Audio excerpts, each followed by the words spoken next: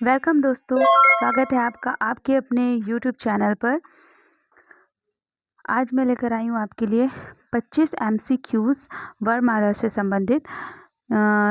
तो स्टार्ट करने से पहले आपसे रिक्वेस्ट है कि इससे पहले की वीडियो ज़रूर देख लीजिएगा, क्योंकि वहाँ पर मैंने पूरी व्याख्या के साथ आसान शब्दों में वर्णमाला को समझाने की कोशिश की है। और आज उसी से रिलेटेड यहाँ पर 25 एमसीक्यूज़ आपके लिए लेकर आई हूँ। तो चलिए हल करते हैं इन्हें। पहला सवाल है,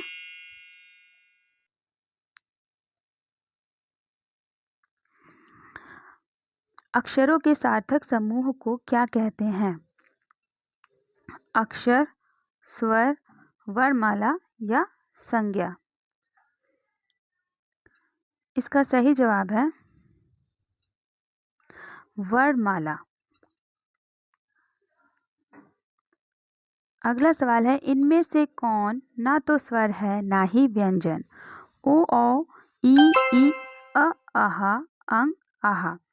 इसका सही जवाब है अंग, आहा। अगला सवाल है, हिंदी वर्णमाला में कुल कितने अक्षर हैं?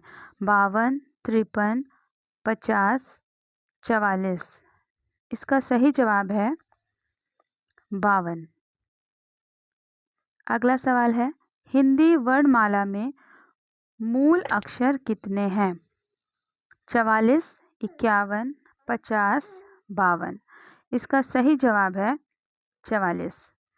देखिए, हमें यहाँ पे याद रखना है कि मूल अक्षर पूछेगा तो हमें याद रखना है कि मूल अक्षरों की संख्या क्या है, और जब कुल पूछेगा तो वहाँ पर कंफ्यूज नहीं होना है। कुल कहेगा तो 52 है, कुल कहेगा तो कितनी संख्या है? 52 है। और जब मूल संख्या पूछेगा तब हमें 44 बतानी है। ठीक है, आगे बढ़ते हैं।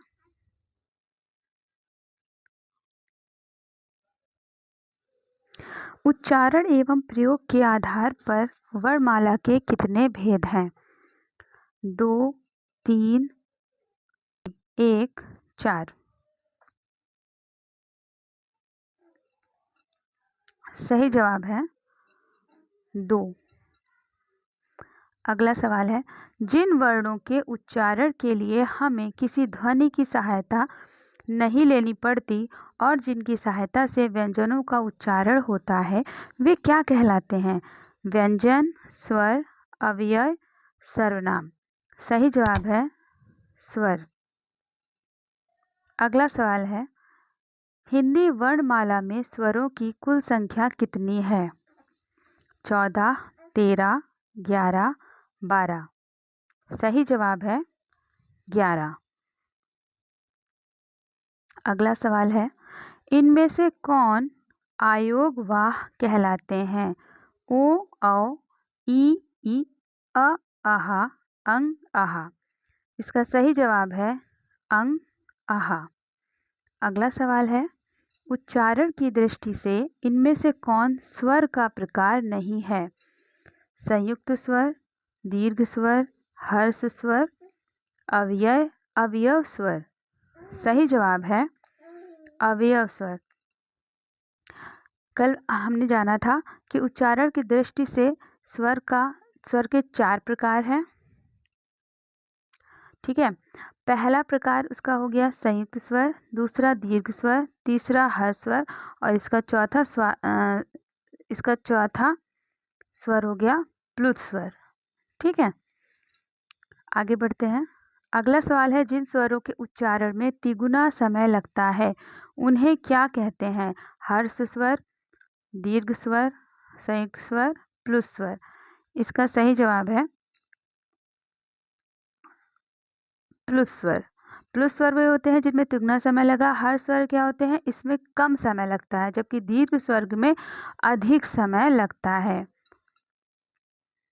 इनमें से किसे मूल स्वर भी कहा जाता है? हर्ष स्वर, दीर्घ स्वर, संयुक्त स्वर, प्लुत स्वर? सही जवाब है हर्ष स्वर। हर्ष स्वर को मूल स्वर भी कहा जाता है और मूल स्वर का ही दूसरा नाम हर्ष स्वर है। अगला सवाल है, शहीद स्वर किसे कहा जाता है? ई, ई, री, आ। इसका सही जवाब है अ। अगला सवाल है, जिन वर्णों के उच्चारण में अधिक समय लगता है वह क्या कहलाते हैं?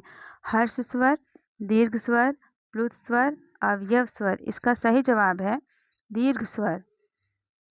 अगला सवाल है, मूल स्वरों की संख्या कितनी है? मूल स्वर यानी कि हर्ष स्वर। मूल स्वर क्या है या फिर हर्ष स्वर, बात एक ही है ना। तो मूल स्वर की संख्या 4 है और हर्ष स्वर पूछेगा तो उसकी संख्या भी 4 है। तो इसका सही जवाब है ऑप्शन नंबर 2।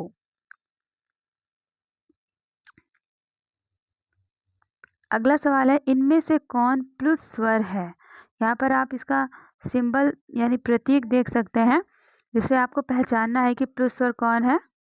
तो इसका सही जवाब है ऑप्शन नंबर 2। अगला सवाल है, दीर्घ स्वरों की कुल संख्या कितनी है? 5, 6, 4, 7। इसका सही जवाब है ऑप्शन नंबर 4, 7। दीर्घ स्वरों की कुल संख्या दोस्तों 7 है, लेकिन इसकी मूल संख्या की संख्या अलग है। आगे बढ़ते हैं। अगला सवाल है, दीर्घ स्वरों की मूल संख्या कितनी है? देखिए अगला सवाल आ गया कि मूल संख्या कितनी है। कुल संख्या जब होगी तो हमें क्या कहना है कि इसकी कुल संख्या कितनी है दोस्तों? इसकी कुल संख्या है 7। जबकि अब आपसे पूछ रहा है कि मूल संख्या कितनी है? 3, 1, 4, 2। इसका सही जवाब है 4।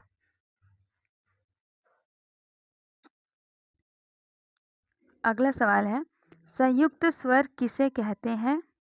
जो स्वर वर्ण दो स्वर शब्दों से मिलकर बनते हैं, जो स्वर वर्ण दो स्वर कथनों से मिलकर बनते हैं, जो स्वर वर्ण दो स्वर वर्णों से मिलकर बनते हैं, जो स्वर वर्ण दो व्यंजनों से मिलकर बनते हैं। इसका सही जवाब है ऑप्शन नंबर 3। जो स्वर वर्ण दो स्वर वर्णों से मिलकर बनते हैं उन्हें संयुक्त वर्ण कहते हैं। अगला सवाल है, नपुंसक वर्ण किसे कहते हैं? अंग प्लस आहा, प प्लस का, आहा प्लस आ या प्लस रा। तो इनमें से कौन है जिसे नपुंसक वर्ण कहा जाता है? कल की क्लास में हमें जाना था कि अंग और आहा, इन्हें नपुंसक वर्ण कहते हैं। अगला सवाल है, इनमें से कौन अनुस्वार की मात्रा है?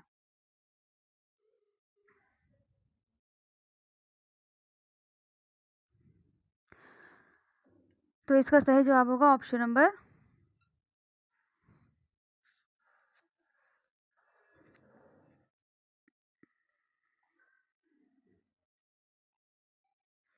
इनमें से कौन अनुस्वार की मात्रा है? इसका सही जवाब है ऑप्शन नंबर 3। अगला सवाल है, इनमें से कौन विसर्ग की मात्रा है? कल मैंने आपसे दोस्तों पूछा भी था कि विसर्ग की मात्रा आप कमेंट करेंगे। तो इसका सही जवाब है ऑप्शन नंबर 2। आगे बढ़ते हैं। अगला सवाल है, इनमें से दीर्घ स्वर है, आपको बताना है इनमें से दीर्घ स्वर कौन है? ई, उ, अ या ई। तो इसका सही जवाब है ऑप्शन नंबर 1, ई। अगला सवाल है, निम्न में से संयुक्त स्वर है, इनमें से कौन संयुक्त स्वर है?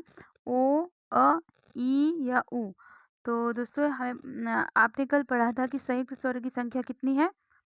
4 है। ए, ओ और औ। इन चारों के अंदर दो दो स्वर छुपे हैं, यानी हर एक स्वर दो स्वरों से मिलकर बना है। जिसमें कॉमन क्या है दोस्तों? कॉमन है पहले में सब में अ और आ। ठीक है, अ और आ कॉमन है। दोनों के चारों के बनने में अ और आ आएगा ही आएगा। जबकि इस तरफ प्लस में यहाँ पे चारों में चीज़ें बदल जाएंगी और आपको उस चीज़ को याद रखना है। उस चार्ट को मैंने अच्छे से आपको कल एक्सप्लेन किया था। यहाँ पे संयुक्त स्वर पूछ रहा है कौन है, तो यहाँ हम अच्छे से जानते हैं कि 4 होते हैं, ए, ओ और औ। तो इन ऑप्शन में ऑप्शन नंबर 1 के साथ हम जाएंगे। ओ ही हमारा क्या है? संयुक्त स्वर है। अगला सवाल है, इनमें से कौन हर्ष स्वर है? आ, ई, औ, अ। तो ऑप्शन नंबर 4 एकदम सही है, अ। अगला सवाल है और जो कि इस क्लास का आखिरी सवाल है, प्लुत स्वर की संख्या कितनी है? प्लुत स्वर कितने होते हैं? 4, 2, 3, 1। तो इसका सही जवाब है ऑप्शन नंबर 4, 1। प्लुत स्वर दिखने में कैसा होता है? वो कुछ इस प्रकार से दिखता है दोस्तों, ऐसे। और इस स्वर के बारे में अक्सर सवाल पूछा जाता है हमारे एग्ज़ाम में, और ये स्वर हमारी मॉडर्न हिंदी में अब यूज़ नहीं किया जाता है। इसका चलन अब ख़त्म हो चुका है और इसकी संख्या 1 है। तो दोस्तों ये थी हमारी आज की क्लास, जो कि वर्णमाला पर आधारित वीडियो थी। आप ज़रूर बताइएगा कि आपको आज की क्लास कैसी लगी, और आप अलग से किस टॉपिक पर पढ़ना चाहेंगे वो ज़रूर कमेंट करिएगा। और अब कल मिलते हैं नई वीडियो में नई क्लास के साथ। जब तक के लिए टेक केयर, बाय।